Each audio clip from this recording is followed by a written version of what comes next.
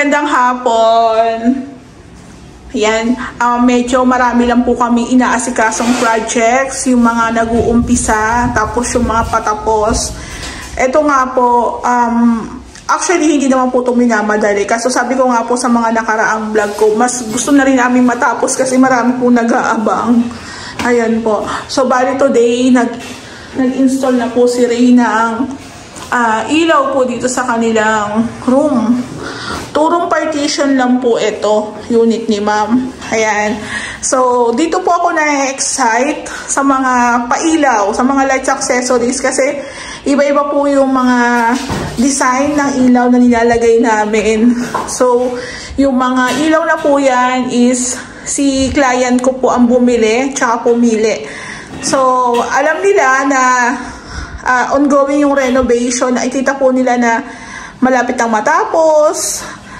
Tsaka lang po papasok yung mga accessories. Tsaka lang po yan nilalagay sa unit pag malapit na po matapos. Hindi po pwedeng nandito na siya nakatenga kasi madudumihan. So, ayan po. Nakaka-excite. Ito rin po yung ilaw nila dito sa may room. Parehas po yan. Ito po tutukan natin. May pa-star po siya.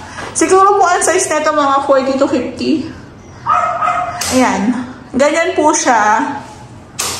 Tapos, pwede po siyang palitan. Tricolor din po siya. Ayan, oh. Pwede yung ring lang po yung iilaw. Ayan. Marami po kayong pagpipili ang option. Ayan po. Depende sa gusto nyo. So, meron din po tayong pa-pin lights dito. Tricolor din po yan. Yung sa pin lights po, kami na po yung nag-provide niya rin. Bali, nag-abono lang po ako. So, ako naman po, nag-abono naman po talaga kami. Tapos dito po, meron din po tayo dito.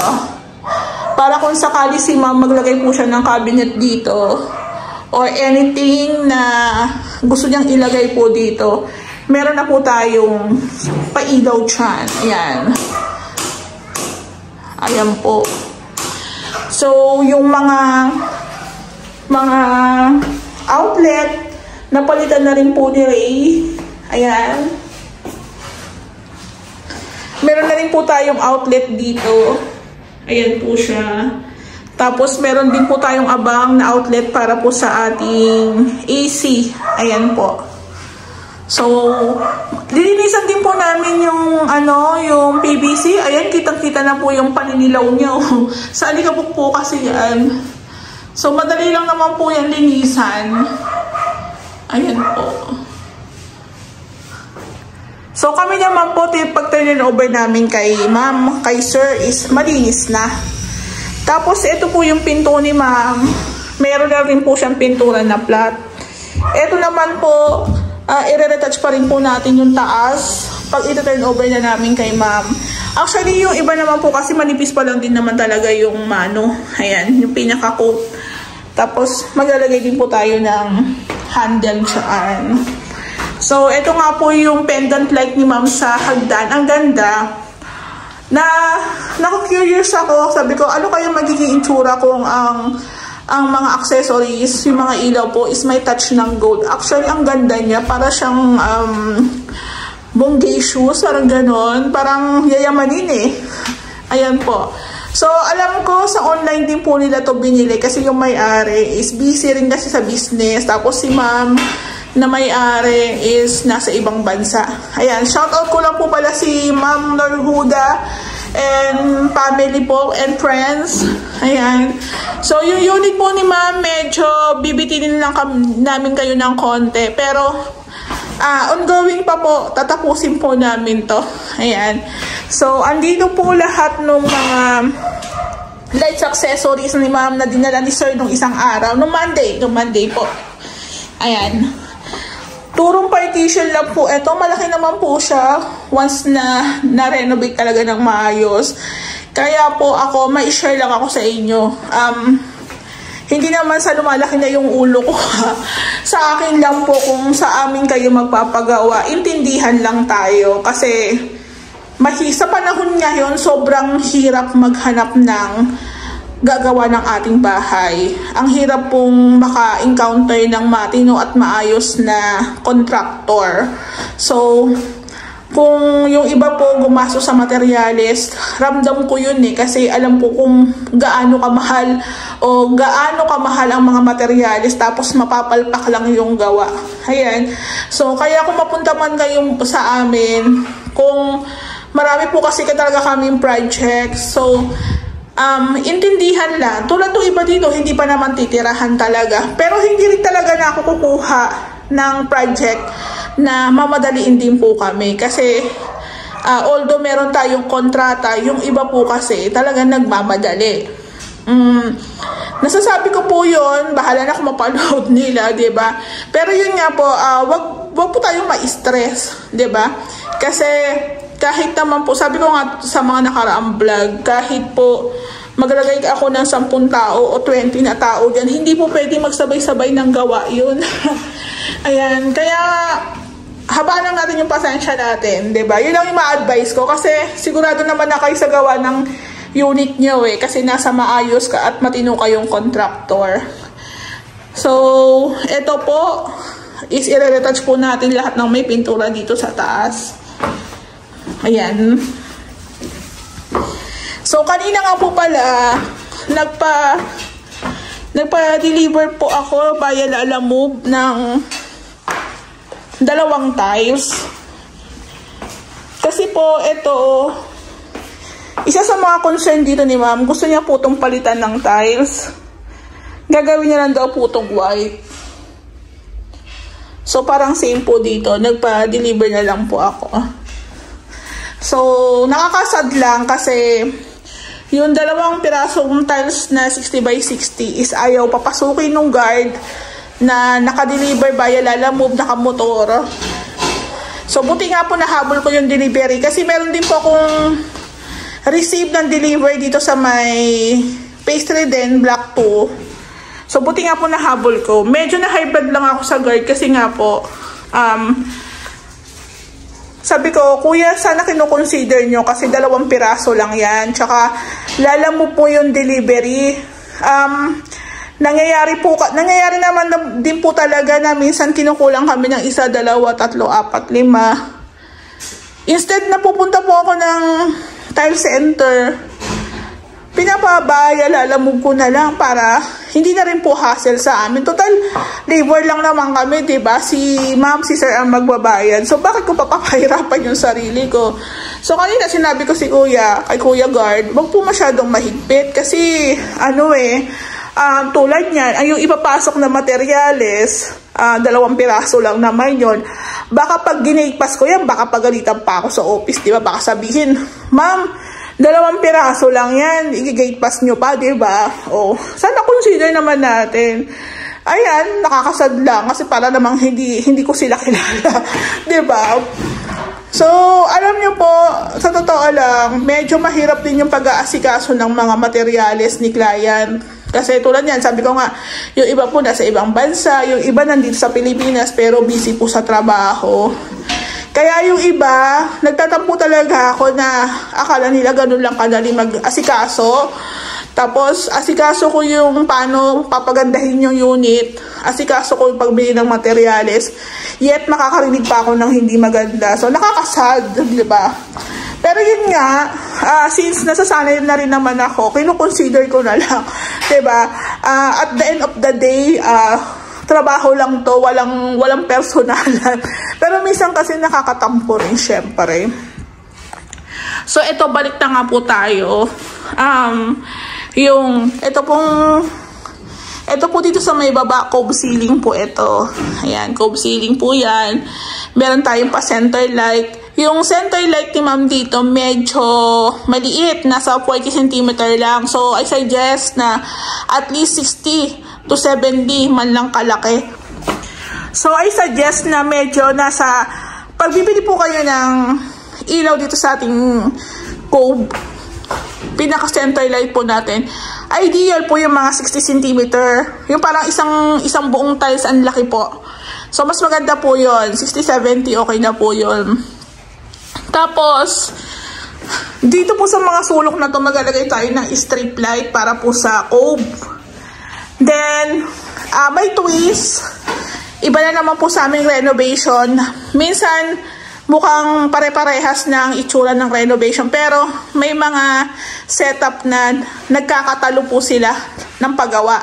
So, katulad nito, ngayon lang tayo naka-encounter na dito po is sinarahan namin kasi dito yung aming TV console. Ayan, additional po ni ma'am yung TV console. Meron na po tayong materials dyan. Ikakasa na lang. Tapos ito po, yung kisame natin dito sa may dining. Ang gusto naman po ni ma'am, sarado. Walang cove. Ayan. So, hindi ko lang, resist ceiling po yata ang tawag dito. Na wala na siyang cove katulad po sa kabila. Pero itong mga dugtungan po natin, lalagyan po natin yan ng kornisa paikot. So, yung kornisa para magiging design din siya. Tapos, ito po is meron siyang 4 na ilaw. Ayan, 4 na ilaw, pin lights. Tapos, dito si ma'am magkakaroon siya dito ng center light. Ayan po. Tapos, naka-PVC ceiling panels din po tayo dito na medyo light lang. Katulad po dito sa ating kitchen. So, sa vlog, may nagsasabi, madilim, diba? Magastos masyado sa ilaw. Actually, sa extension po talaga, wala ka po talaga dapat i-provide na bintana dyan. Kasi sa side na to, may katalikuran si ma'am. Sa side na to, may katabi si ma'am. So, ito talaga yung pinaka-bintana po dito. So, hindi naman po porket sarado is madilim na. Sige. Tapos, ayun nga po, yung ating pong cabinet, malapit na po talaga yan. Pahintay-hintay lang talaga. So, pag sinaniban si Ray na mag-go na siyang gumawa dyan, go na niya yan. So, hindi naman po ganun kalaki yung ating cabinet para magtagal tayo dyan. Up and down po yan na L-shape na cabinet. Babataas po yan. So, nakaka-excite lang din na lumiwanag na dito. Ilalagay na po natin yung ating pa-center light. 2 po yan. Ayan, no? Tapos nga po pala, ito po yung mga pinagputulan ng ating PVC. Ganito po yung kulay ng PVC ni ma'am. Nakikita nyo po ba? Ayan. Ayan po siya. So, maganda pong gamitin yung PVC compare po doon sa Hardiplex na lalagyan natin ng pintura. Ito po kasi plastic. So, yung design, kahit madumihan, pupunasan lang natin. Carry na. Tsaka maganda po siya. Low maintenance kumbaga. Hindi mo na kailangan pinturahan. Tapos nga po pala, madagdag ko lang. Sa pinaka-slab po namin, naglagay po kami ng floor drain sa taas. So, dito po namin dinaan. Since dikit-dikit po ang mga extension, possible ka kasi sumipsip ng maraming tubig yung ating slab. Lalo na kung hindi kayo maglalagay ng waterproofing. So, isa rin sa ina-upgrade namin sa pinakagawa namin. Kasi sinasuggest po ng kliyente. Kaya, ayun, naglagay po kami dito ng tubo na nakakonect sa slab. Naglalagay po kami ng floor drain doon. So, yung impact ng ulan, yung dami ng tubig, yan na po. At least kahit paano is mabawasan po yung paglo-load na maraming tubig sa pinaka-slab. Ayan po. So, nasa exciting part naman na tayo pag-i-install ng mga accessories. So, ayan ma'am, konting pasensya lang din po talaga kasi sa totoo lang, kaya naman po namin kaso marami po talaga nagpapagawa sa amin. Then, may hinihintay din po kaming mga makakasama sa team. Ayan po. So, hindi ko lang alam si Kuya Bok na dating kasama ni Ray is baka po siya ang tumira ng ating cabinet. Master na po kasi yun talagang manina lang yan sa kanya, mamaniin niya lang po yan. So, hinihintay lang din namin makabuelo-buelo rin kami. Ayan po.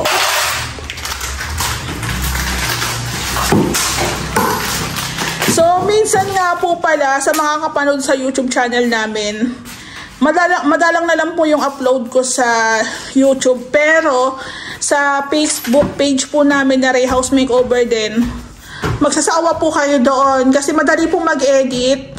Tapos, sa page, madali po mag-edit. Short videos lang. Tapos, pagka-upload mo, uploaded agad siya. Sa Facebook po kasi medyo matagal ang hintayan, lalo na kung mahina po yung signal. So, kung gusto niyo pong updated kayo sa mga gawa namin, much better, i-follow nyo rin po kami sa aming FB page. Yung YouTube, okay lang kahit konti lang ang subscribers. Pero, ang followers ko sa page, ang dami na. Tapos, ang dami rin nagpapagawa. Kaya nakakatuwa. So, sa amin, hindi kami after sa YouTube o sa page. Mas gusto namin maraming magpagawa sa amin. Ayun po. Kasi sa paggawa, sure money na po yun eh. Hindi po katulad sa page, sa YouTube, pag hindi kami pinanood, wala akong revenue, diba? So, mas gusto ko po yung magpapagawa sa amin, tutuloy sa amin. So, maraming mga nag-PPM sa ibang lugar, hindi po namin sila ma-accommodate gawa ng, dito pa lang po kasi sa Tansa, sobrang dami na. Tapos, actually, hindi lang sa Lumina Tansa. Dito lang sa Tansa mismo, marami nag-i-inquire. Kaso yun nga po, kung lalabas po kasi ang team, baka mahirapan din po sila. Dito pa nga lang po sa Lumina 1 to 7. Hindi pa nga kami nakakatry sa 7 eh. Sa phase 7, pero parang hirap na kami. Diba? Dito pa lang. Pero ang kagandahan po kasi sa team, sanay na po kami sa aming mga galaw. Ayan po. Meron pa rin po tayong upload sa YouTube. Hindi po pwede mawala ang ating YouTube channel na yan. So, kung gusto nyo lang po lagi tayong may update, mabilis ang update, try nyo rin po kami i-follow sa aming Facebook page. Ray House Makeover din po yan. Ayan, mga ka-Ray House. Ka-Ray House, may nagsuggest lang po sa akin, ma'am, dapat may ka-Ray House ka din kasi si Kuya Ray, tapos house makeover, o di ko, ka-Ray House po daw ang tawag. Ayan po. So, dito, naglalagay na rin po si Ray ng pailaw ni ma'am dito. O, ganda. So, kay ma'am kasi talaga may touch kami talaga ng gold. Kaya, ayan, i-consider po natin yung mga gustong design, kulay. Basta talaga panindigan natin talaga yung kulay na yan. Ang ganda. Ang ganda ng kakalabasan. So, yung pa-center light ni ma'am dito sa may cove, abakan po natin kasi papalitan po ata ni ma'am. Medyo maliit lang po kasi parang nanliit dito sa cove eh. Sobrang liit eh.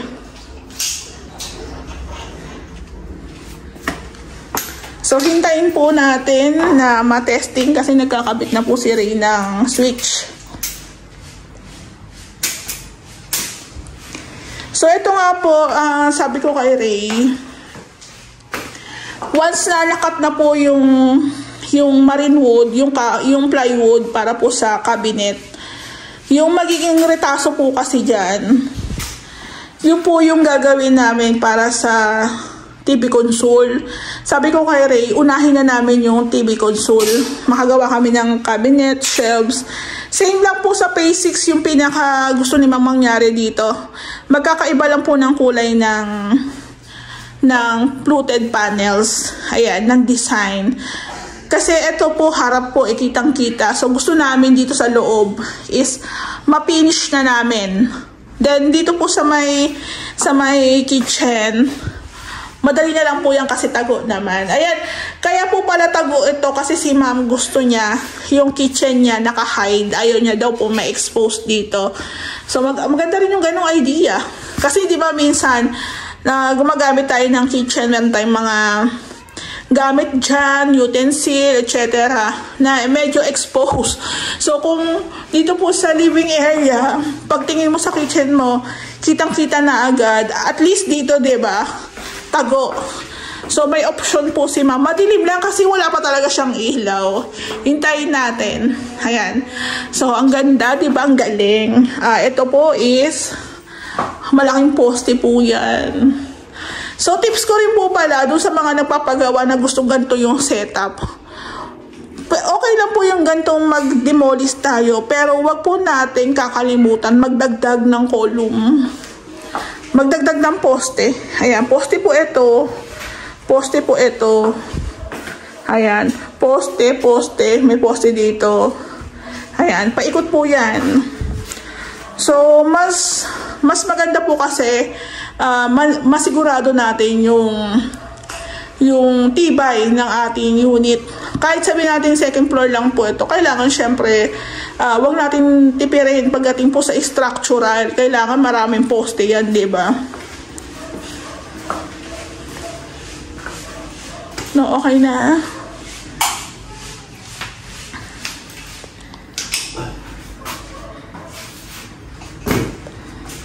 Yung CR po pala natin, wala pa ata si Ma'am Mirror dito. Tatanungin ko siya kung halimbawa ako na lang din ang o-order.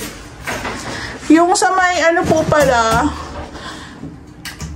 sa shower ni Ma'am Silver gray. Minsan po kasi mahirap maghanap po ng gold. So, dyan na lang po si Ma'am sa silver, carry lang din naman. At least yung kanyang ilaw may pag-gold, diba? Tapos yung cornisa po natin, brown po yan. Testing. Testing mo na.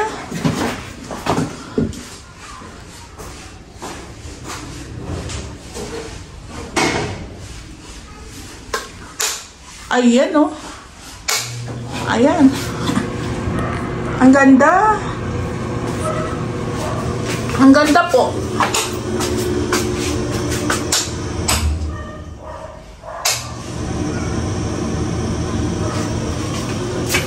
So, hindi ako makahinga sa ano. Ang alikabok po kasi. Ayan. So, abangan nyo rin po. Marami po kaming projects. Sa dami ng projects, hindi ko na malagawan ng vlog. Ayun. Meron din ako sa phase 4. Meron din ako sa phase 6. Ayan. So, ang saya-saya, ang daming projects. Nakakapagod pero sa totoo lang ang saya. Tapos challenge po sa amin yung iba na naman ang setup na gagawin, iba na naman po yung kulay. Nakakatuwa. So bali ayan po na ilagay na rin ni Ray yung ating dalawang pailaw dito sa ating kitchen area. Ayan po. Lagyan lang po natin siya ng switch. Para matesting din po natin kung nagana po yung binili nila Ma'am na pailaw dito. Same lang ba yung laki? Same lang, no? Parang kasi malaki yung isa. So, liliwanag na yan. Basta may ilaw. Sabi ko nga po sa inyo, nagpapaganda po sa ating renovation is yung ating mga pailaw na gagamitin. Kaya pagdating po sa mga pailaw na yan, sa mga lights accessories, huwag nyo na pong tipirin. I-boost nyo na lahat ng gastos nyo. Ayan po. Diba, nagana? Isa pa. Diba? Inshallah. Maganda tong ilaw nila Ma'am kasi kung halimbawa pumapunde, replaceable po yung kanyang LED. Replaceable po yan.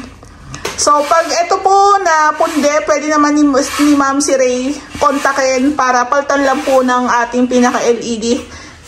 Ayan po. Diba?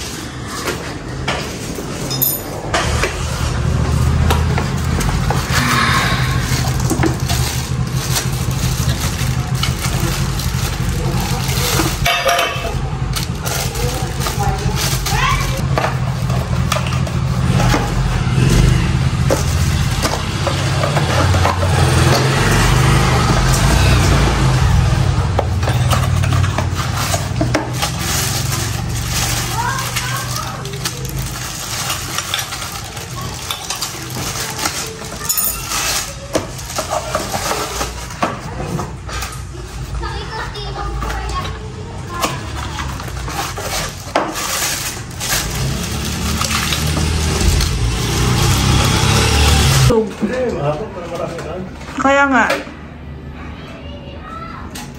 Baba na ang 18. Nagkakabit po si Ray ng para po sa surface type na downlight natin dito sa may metal spandrel ni ma'am. Ayan. So pagdating po sa mga lights accessories, medyo kakain din talaga ng oras kasi hindi rin po biro ang wirings. Ayan, di ba?